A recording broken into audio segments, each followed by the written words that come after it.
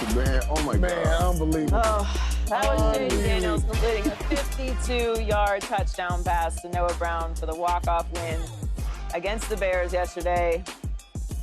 Incredible moment. Michael, what did Jayden show you in that epic win? Well, there's so many times, guys, we've practiced this play, gone over this play. I've never liked to play. But I need people to understand that this is not just chaos. It is real order within this disorder that you're seeing. Like, okay, you got three guys you're trying to go down. You got a point man, say Key is going to line up, get right on the goal line or a yard inside the goal line. You got a guy that has to go in back of him, Noah Brown, 4 or 5 yards in back of him, in case when that ball comes tipped, just like it did. But you also get the quick, fast guy that lines up 4 or 5 yards in front of him. Now, his job is to try to go up and get it, and if he can't get it, tip it back. That's number 2, because that's the touchdown automatically. But if their job is to tip it forward. If he gets it, it's the fast guy. Try to scoop scat and get in the end zone. Now, we talk about it. We go over it all the time, but it never gets to get operated like this. Because think about it. It's at the end of a game. We've already been trying to come back. We're at the end of 2 minutes. We've been running a 2-minute drill to get the ball in range so we can make a Hail Mary. You're exhausted. You're exhausted. And now you line up on the 50-yard line and you have to go and get in position, like I talked about. Key points, 1 man in front, 1 minute back. Most quarterbacks drop back, then come up and go out the side door, one of the side doors. There's never enough time for you to get 50 yards and get set up. This young dude, this young kid, he did something beyond his years. When he did all that running around, even when he was running around, he had time to throw the ball, and he still was waiting right there. See those couple hitches he took? Yep. It's to let you get in position, like get in position before I toss this ball. That's intelligence beyond your years. That's intelligent beyond your years. I was on the sideline the other day with Bernie Kosar, and Cam Ward said something to the TV announcer and then turned right to his team. And I said, Bernie, I said, man, did you see that? He said, Michael, it took me years to learn that, to control my team. I said, that's intelligence beyond his years on the football field. That's what I'm seeing out of Jayden Daniels. This is an incredible play. Yeah, the catch and all, but what that quarterback did to make it happen, people have to understand what's the cream of that whole cake. That's why you shouldn't call it luck. It's not luck, but you're lucky when you get it done. It's lucky when you get it done. What do you think, Keyshawn? About Jayden? Yeah. I mean, he did everything basically Michael's talking about, but it's poise, right? There's no panic. You know, a lot of dudes you see, what Jayden did is he got flushed out the pocket, but he didn't continue to go to his right and run out of bounds and do all the scary, he didn't do all that. Well, that throw would be easier, but it'd be too quick. It'd be too quick, and they was all the way on the other side of the field. Right. So all he did was retrace, That's brilliant, man. Get behind his offensive lineman, stand there, slide up into the pocket just enough, couple hitches to give people time to get there, to get gathered, because when you're running down the field, but I need to be able to turn my body around. And play basketball. So I got to box out somebody as the jump man. So typically, I would be the jump man, the point person at the top. I'm the tallest, got the longest arms, I'm the jump guy. If I can get it, I'm going to get it, right? But just in case somebody hits it and it flops around, I need somebody behind me, I need 2 guys on the side of me, and I need a smaller guy in front of me. But you got to give everyone time to get down there and get in that position. But you got to give me time. You have to give me time to get there. Because I can't run like this. I got to turn around. Right. I got to turn all the way around and face the quarterback. That's a great point. So it just worked out perfectly. But also, his ball wasn't flat. His ball was at the lights. And what I mean by that, that ball was like a punt. He threw that thing straight up in the air where it could come straight down like this. Same thing Aaron Rodgers does. Puts that ball up in the air opposed to a line drive. If it's a line drive, it's going to get picked or it's going to get knocked down. It just, I don't know what else to say. He bought the time he did to play. Great things happen to great people. That's all you can say. You know what he showed me? Because now when I look around the NFC, think about this. Detroit, Philly, San Francisco, probably before the season, we say there's high expectations for these teams. Like maybe these 3 teams can go to the Super Bowl. Minnesota, Atlanta, they're in the talks. Watching Jayden Daniels tells me if I'm one of these teams, I don't want to play this kid in the playoffs. I don't want to play this kid because you know why? Out of all those teams, they got expectations. He's just playing free. There was no expectations for Washington, right? Oh, yeah, they're house money all the They time. house money. Well, not right now. No, they house money. It don't matter what happens. No, they thinking good right now. They feel good. That's what they thinking, but they house money. They already exceeded expectations. 100%. You know what I'm saying? Yeah. So this is not a team you want to go into like, hey, we lose. We got a rookie at quarterback. We're free flowing. And if they go in there and beat a Detroit or a Philly or a San Fran in the playoffs, that's going to be a scary thing for the league. That's what that's telling me right what there. I'm saying, I'm saying, Paul, and some of what I'm saying is similar to what you're saying. What we saw is what comes last, and we saw it this early. Your ability to win games, I talked to you guys about this earlier, with that ball in your hand last. That takes you over the top. That's usually the last thing that comes for the young quarterback, and this dude starting out with it. He's done it a couple times this year, though, where he's led drives down the field and capped it off. So now he's going to be applying the pressure on these other teams. They got eight games in him, though. They got 8 games. They already know. The league knows he's going to be applying pressure because there's no pressure on him. He's just such a professional. And He's cool. West Coast cool. He is West Coast cool. He is so, like, poised. Laid back, and chill. laid back. And even after the game, talking about it. Like, that's a big moment. He's just. I remember, Joy. This was supposed to happen. Right. Yeah. Why wouldn't we have? Why wouldn't we? Yeah, he was after the game. They was like, yeah. He was like, yeah, man. His junior.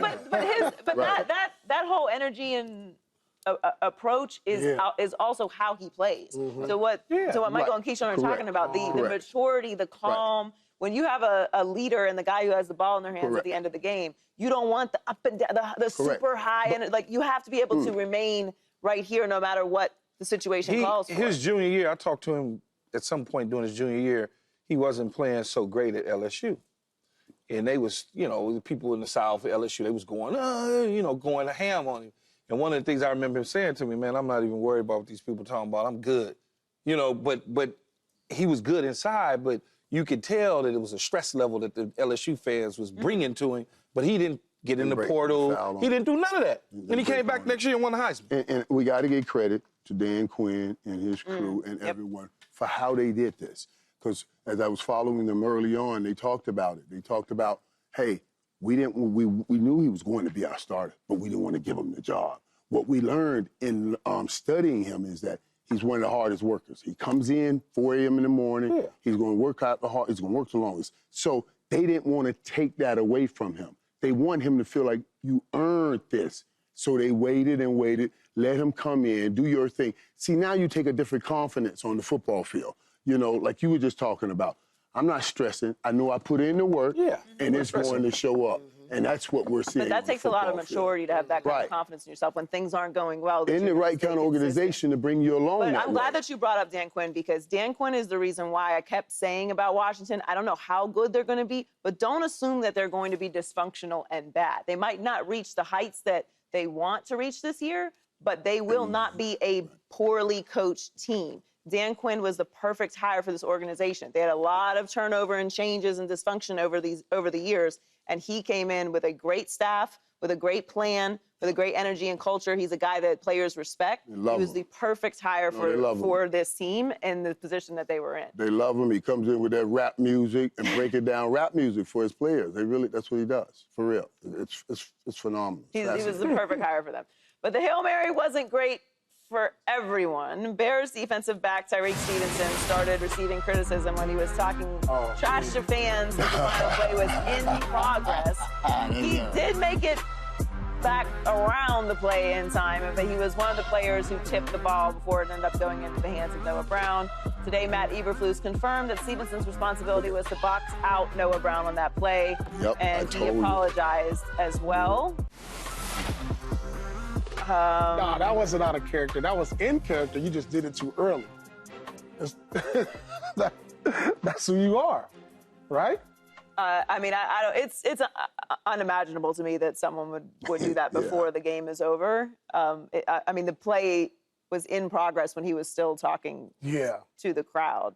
The game is not over.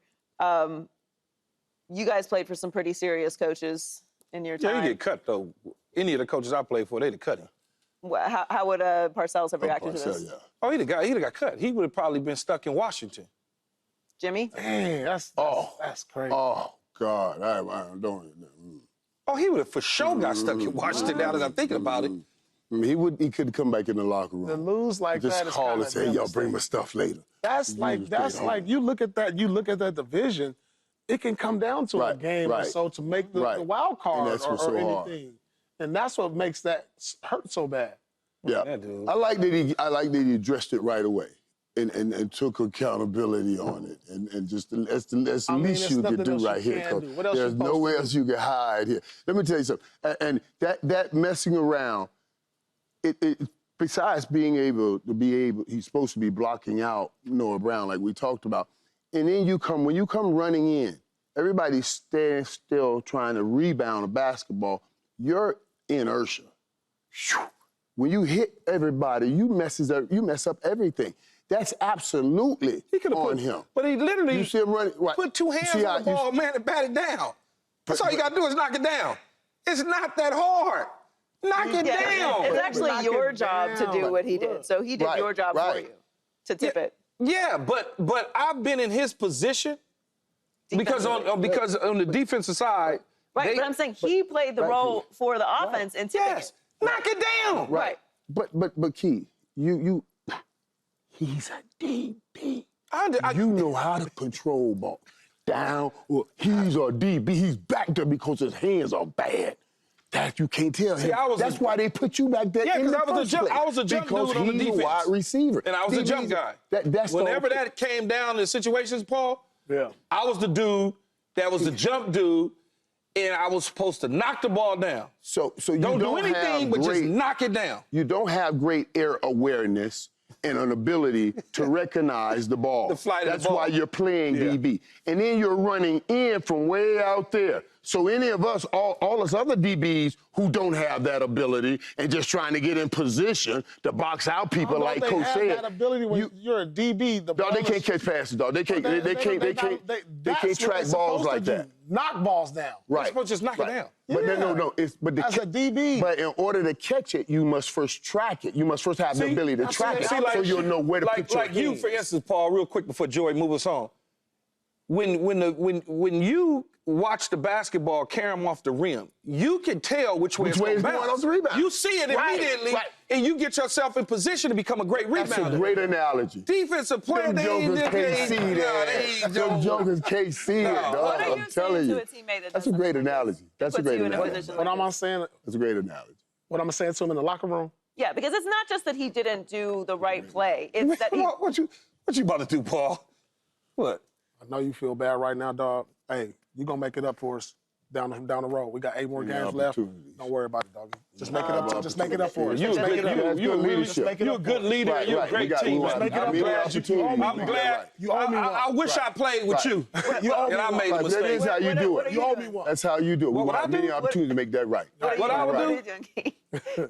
Assuming he's still in the locker room, because obviously the coaches that you played for wouldn't allow him back in the locker room. What you would have done? Mike, man, he's stupid. You know how stupid he is. That's all I was saying. Man, he's so damn stupid. I just shake my head, just look at him. I ain't into the next time. It's positive P over here. Yeah, he can do all of that. No, but I got But when he don't make the playoffs because of that? I called a homie like, you see this dummy? You see this? This dummy. Yeah, it was funny. I mean, because it's not that he was out of position.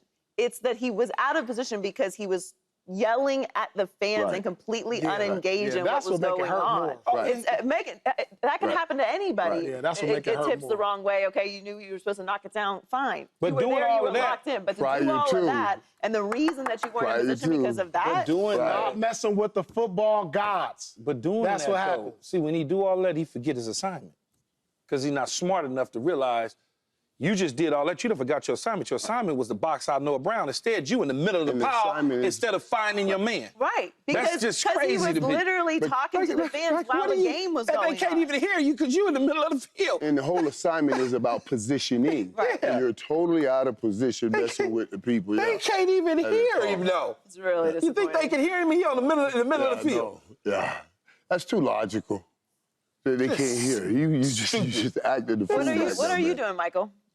Well, first of all, now listen, I've never had a situation, but Leon Lett, when he touched that football, and I went to coach. Coach said, no, I'm not going to cut him. I already told Leon that. And it was such a big game, and it was on Thanksgiving. I just went, and Big Cat was crying like a baby, man. I just said, listen, big fella, look at it on the bright side. You're going to be famous on every Thanksgiving forever. You know, Big Cat, man. Every Thanksgiving, Watch we Big Cat. play this play.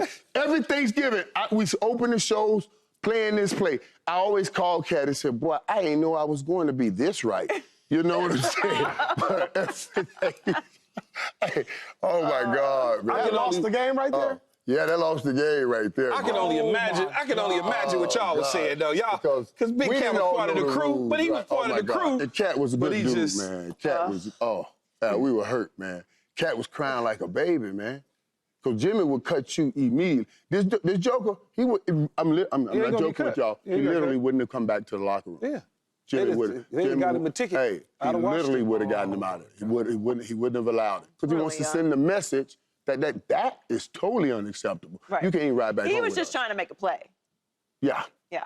Yeah, Cat was just trying to make a play. Yeah. And you can always take those are physical, aggressive plays. You thought we'd go get the ball. But what that dude was doing, Subscribe here to get the latest from Speak, and go watch a few segments from our other shows on FS1.